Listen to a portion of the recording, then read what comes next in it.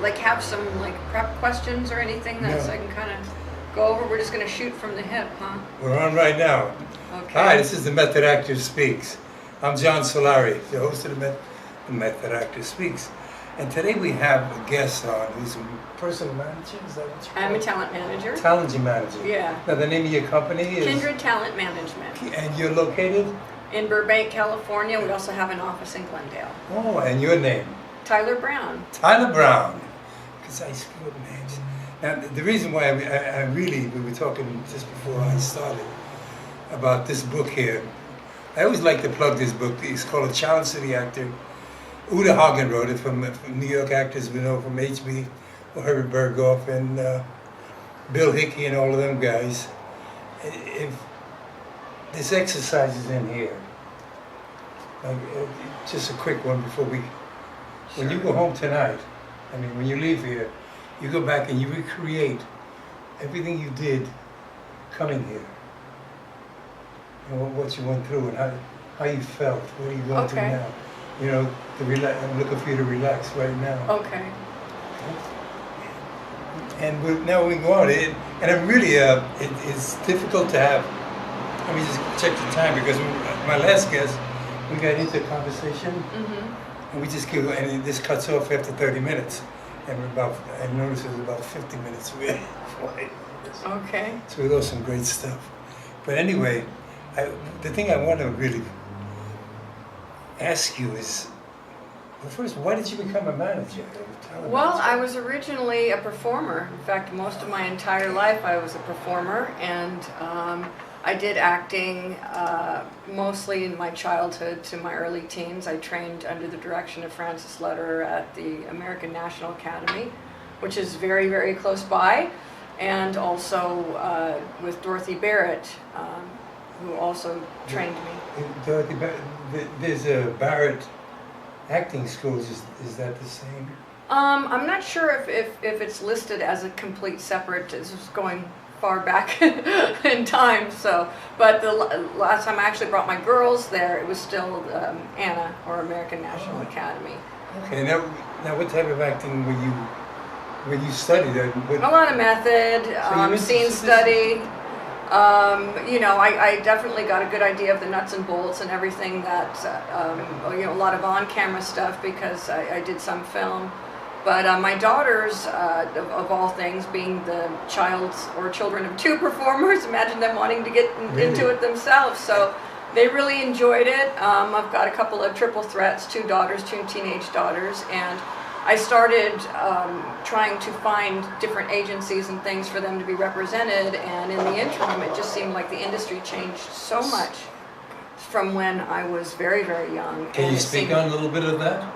The change that you've seen? Yeah, the changes, it can be quite head spinning if you don't get a rhythm of it, and everything's done, including acting, very contemporaneously, so that if you're auditioning for a show, they don't want to just see your regular skills, but they want to see how you deliver lines for that particular show. So we encourage our actors to go to casting director workshops so that they can get a chance to see what those casting directors are looking for as far as performance and delivering lines. Now that's a little because going to these casting, actually it's illegal. It's pay to play, as we used to say in the music industry, but right. You are getting an opportunity to learn. Now, but I didn't mean to stop you because I go to a lot of union meetings now that I'm trying to get. I was against the merger, but they tell me that it's illegal for the casting directors to hire you if they see you at one of these workshops. Well, a lot of our actors have been seen at workshops and hired. I'm not a lawyer and I don't play one on TV. And I have a lot of agents that negotiate things for me because I am a manager and I'm not state licensed currently. But I know that, like I said, some people use that catchphrase as something that they feel unsettled about. But what they're doing is they're giving you an opportunity to learn what exactly the What style. they're looking for, is that what And you're the, trying to say? the style of the read. In other words, if they want a co-star. What does that mean, the style of the read? I don't Some shows have certain ways that their co-stars and under fives read their lines as opposed to what the guest star or series regular will be reading. Can you give a... I know a lot of the crime dramas, everything is kind of a throwaway line, so it's like, I broke a nail, oh my gosh, my hair's on fire. Everything is kind of read in the same dynamic, and if you can be... Tone? I would agree. I call a lot of the So they don't roles- want you to act, they just want you to say the line. They want you to be very utility, I think, and it's because really in life when you're talking to people for things like how much do I owe you, you're asking questions in kind of the service aspects of your life, there's really nothing about it that's really dynamic or strong. Yeah, that you're just kind of going through the motions. Just So say it's it, very yes. realistic to have that expectation, especially of an under 5 rater. Can I get you anything else, sir? They don't want to see somebody who's got all kinds of bells and whistles because they really are looking for someone who can portray a waiter realistically. Right, well, you're supposed to. Yeah. Some waiters can be very flashy, though, throwing a towel around their neck and saying, "How may I help you?" Yeah, but they and they're in it for the feeling of doing a great job as an actor that serves them when they're actually filling the shoes of a job that needs to be filled. They're not serving they're serving themselves. They're serving themselves. Not the project, you're right. Yeah, and it's unfortunate they don't get an opportunity in that particular situation that they want to show all their abilities, but it's great because they're doing something that has to be a part of their character in that particular scene, and it's better than washing dishes. Of course. You really aren't a waiter at that moment. Yeah. You're portraying one, so acting is acting. I'm trying to think, The Death of a Salesman was done on Broadway, and a friend of mine, Tom Zignarelli, he played the waiter. I know the actor's, we know the actor's name, I too many bad said of him when I was a kid. But anyway, it was the first time that the waiter got a review. And he just did it simple. But Tom Zignarelli, who's passed on, was not only a great actor, a great director, but he did that, and it was the first time people noticed that waiter. So what you're saying, I mean, that's what acting is really about, just doing it. My last show, and I talked about a lot of it. When Shelley Winters, I was studying with Shelley Winters at the Actors Studio. And I was doing a scene, and she said, "Sit down, John, you're acting." That was the best advice I ever got as an actor. And that's what you're saying, that's what they live on. But of course, that type of acting, I mean, actors, that's what you're supposed to do. It's not a... Right, we're being taught what we're supposed to do being taught because of maybe oversaturated acting classes where they think every opportunity is to show their full range and their full spectrum when the acting world doesn't facilitate everything that needs that.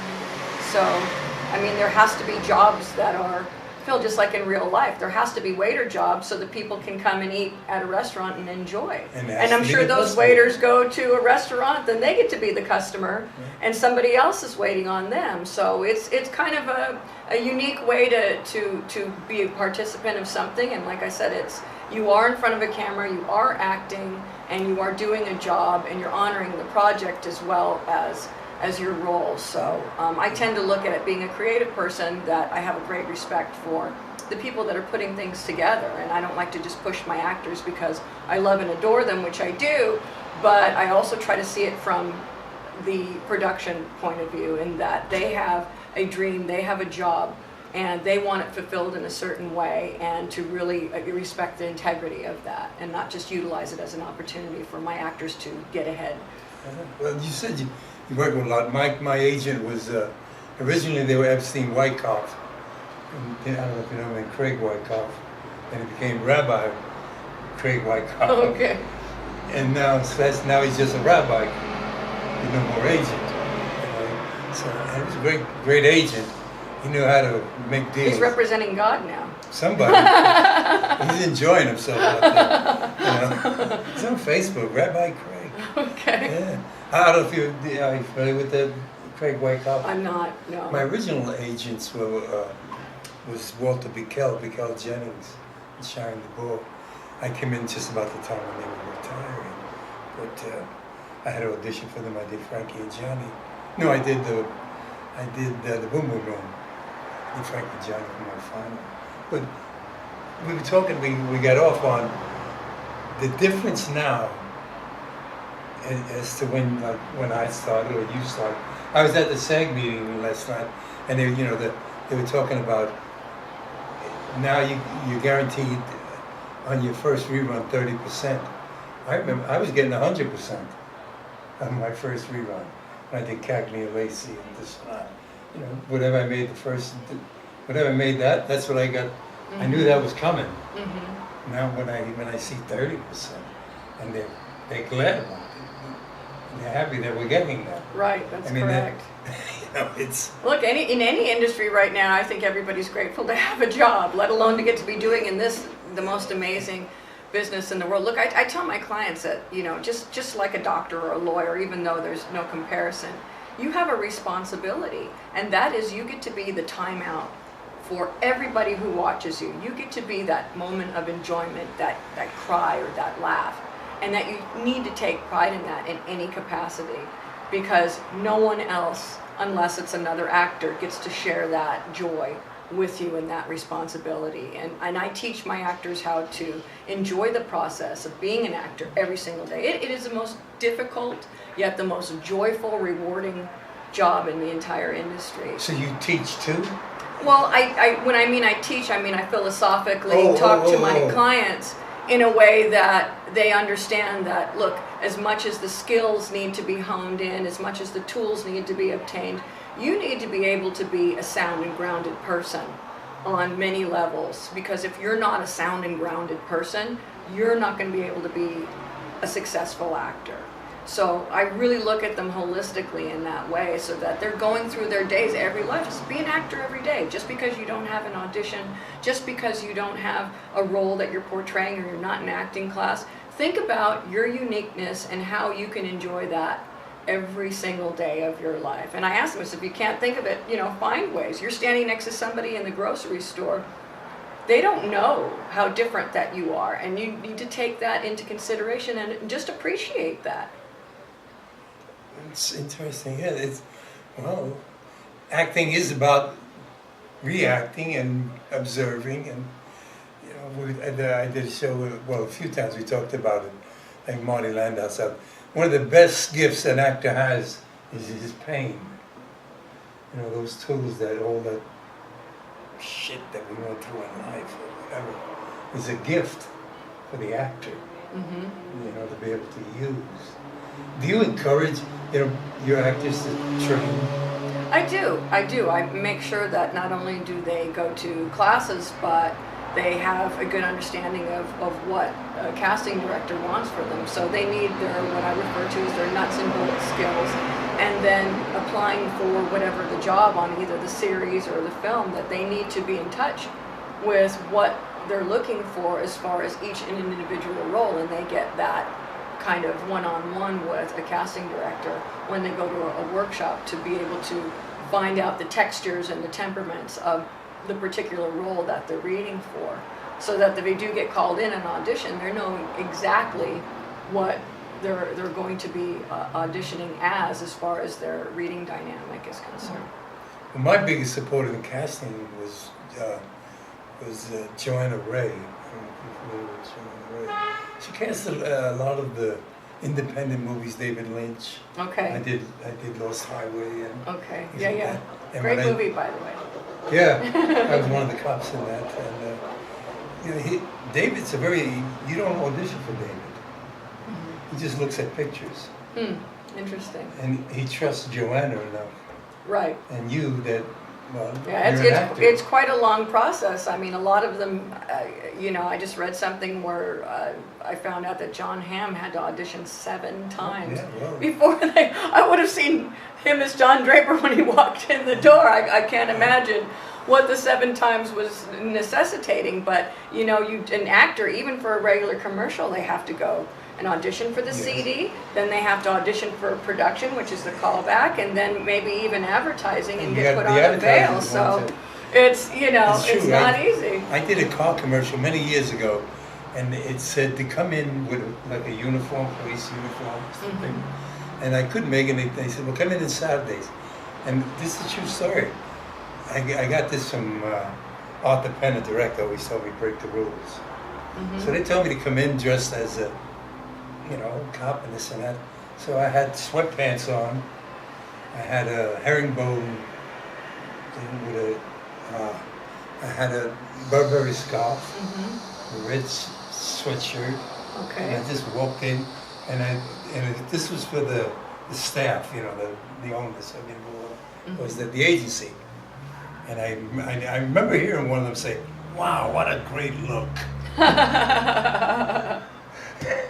Unexpected, out of the box, yeah. Yeah, it's what's it? So yeah, I'm a sometimes firm- that works. I mean, I'm- even if you're out of the box in your head, then you should bring that always to an audition, Right. because sometimes they're very strict about what they want and what they don't want. Well, they don't know what they want a lot of times. either. Well, yeah, that's kind of the you know, sometimes they change your mind, and I always tell my actors, you know what? If they're looking for you, all you have to do is show up. Show up. And if not, stir it up, because you want to make an impression on them. I mean, there's really only 3 impressions you can make. A good impression, a bad impression, and no impression. And the last 2 we don't want to. We don't want. You're right. No, you're 100%. And I got So, that you from- know, it might not be for this role, but it could be for another role. You've made some kind of impression. There's also the possibility of that they wanted somebody who's, you know, blonde and blue-eyed, and you walked in the room with your dark hair and your deep brown eyes, and they said, you know what, we've changed our mind. We Yeah. want you instead. That's- So always go in with an open mind. Because when sometimes actors say, well, I don't know if I'm right for this role. And I said, you're an actor. They Well, looked at your picture, I submitted your picture, they obviously, at least 2 people agree from your picture alone that you're consideration, so go in there and have at it. It's true. Yeah, I You mean, know? you gotta be positive. You know, well, I learned a lot. I mean, being a member of the Actors Studio, and well, even before that, I was always that type of person coming up. You know, the streets of New York. But it's when you say that too, because when I did my final at the Actors Studio, Salome Jens, I don't know if you know who Salome is, great actress, Mm-hmm. and she told me to do Frank and John, and I just didn't feel that. So I can't. And you get into the method and identify Right. with this character. Right. She says, just do it. Right. You know, went in and I just did it. To this day, I don't remember what I did. I did it in front of one of the 3 judges was Mark Rydell, Marty Landau, and Sidney Powell. Okay, wow. Those That's were- a pretty hard judge and jury right there. and they passed me as a member of the Actors Studio. Yeah. And I've always, Craig Wyckoff, when I first went to see him, he told me that was the worst reel he ever saw of anybody. Because I just took it off TV. Lucky for you. I did. I took it off TV and I just put it together. It wasn't Mhm. professionally done. Mhm. He said, but you remember the Actors Studio, so I figured you could act. Mm. And I, to this day, I use that too. Yeah. You know, it gives you the confidence when I teach or whatever. That's another thing that's changed a lot is reels. I represent. I have no reel. Well, you are real, John, so that's all that matters. Well, that's really what I'm doing. That's what shows. I don't know if I'm allowed to say who one of my clients are, but she was Valerie Carey's. She did a lot of stuff on the Monkees and Batman, and she's revisiting her career recently, and you know, so much has changed since then that she's putting together her reel and going together with a video editor and really like trying to get it the production level of everything, and I told her it's completely unnecessary to present that reel when I do submissions, because really the best thing is just a clip of you doing something similar that's translatable. Say you're going out for a secretary role and you're doing something else administrative, or maybe you're you know, in some other type of situation that again that you could kind of submit Right. the same for. If you just have a 30-second clip of you doing that particular role, even though it's not the exact same role, but something that you could kind of see that person. You know, a doctor writing a prescription would be the same as an attorney maybe reading through his paperwork. You submit that 30-second clip, and that's, you know, that's really key into having some kind of 3D resume so that the casting director can take a look at it.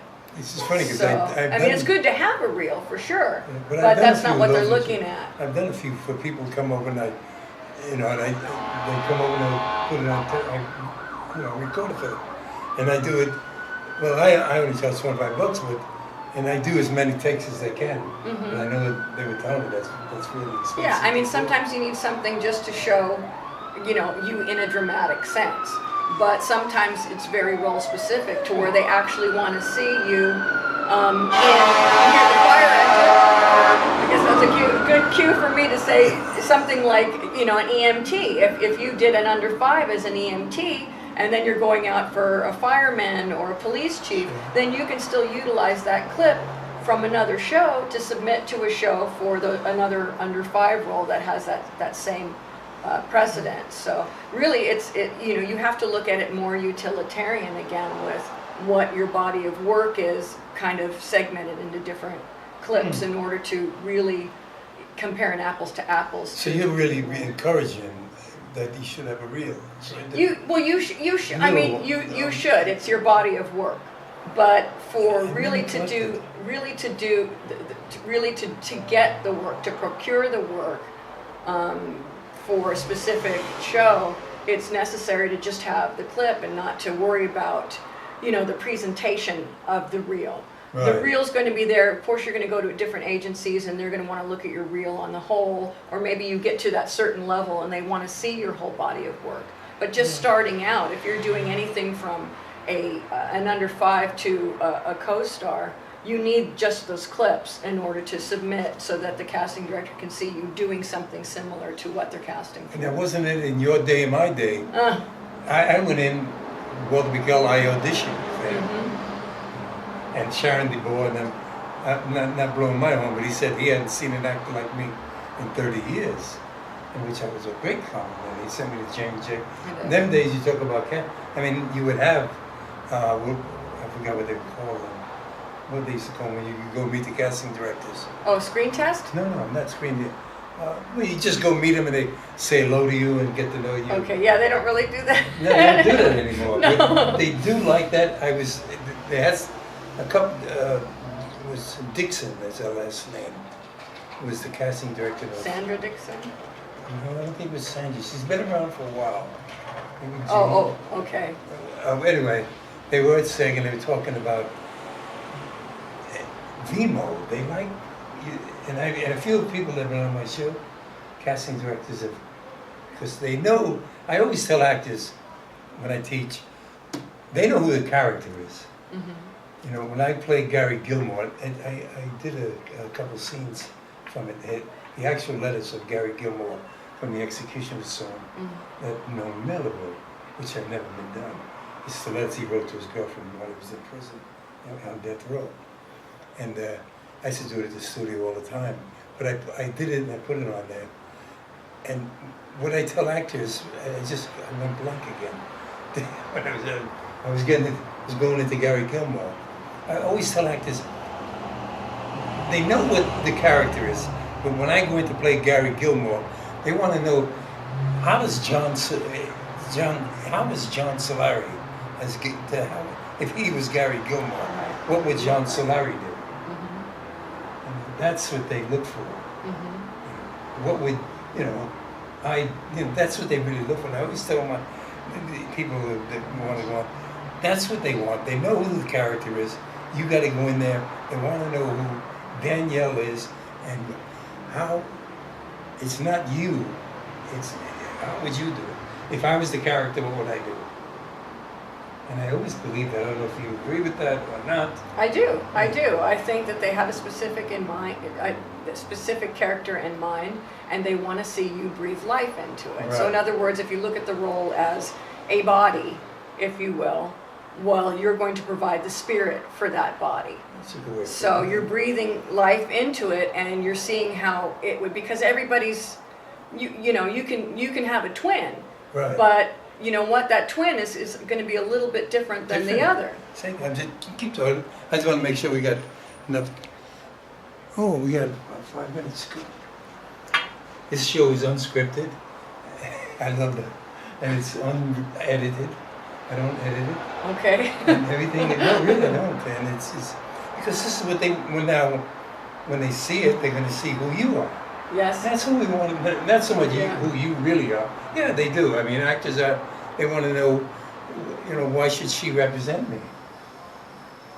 I really want. Well, it's a fit, just like anything else. There's a lot of, you know, pots and a lot of lids, and it's just a matter of what lid is going to fit each pot. And I manage people who I know. I only wanted to be the manager who I would have wanted. So that's why I have the type of company that I have, is because I wanted to find actors that needed support and representation, that we were on the same page, not just as far as skills and obtaining tools and game plan, but really of the same heart and head, because I think it's more cohesive to represent an actor holistically. Again, it's not for everybody, but that's who I am, and those are the type of clients that I have. I have about 40 that... For a manager, isn't that a lot? Well, you know, it's like children. Everybody has needs at different times, so it's not like I talk to all 40 every single day. And because of the dynamic, you have to have a good amount, even though there's a lot of different roles and things out there, but you really need a good amount in order to reach out to the community and have people available.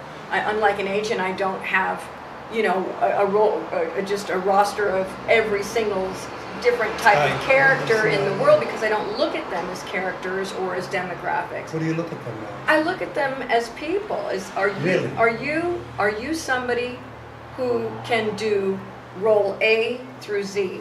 Are you somebody who can be the character actor? Are you somebody that can be almost a leading person? Can you play? You know, Sean Penn was a very good example of that. His character range is just huge. He can play a leading man, and he can play the squirrely, you know, underdog or whatever. And again, I look for more where my actors are coming from in their heart, where their ambition is, how they believe in themselves, and how they should apply themselves to their career before I take them on. Just because, like I said, the way I manage them is I want to represent people that not only are professional and talented, but people, ready for this, that you actually might choose to know. So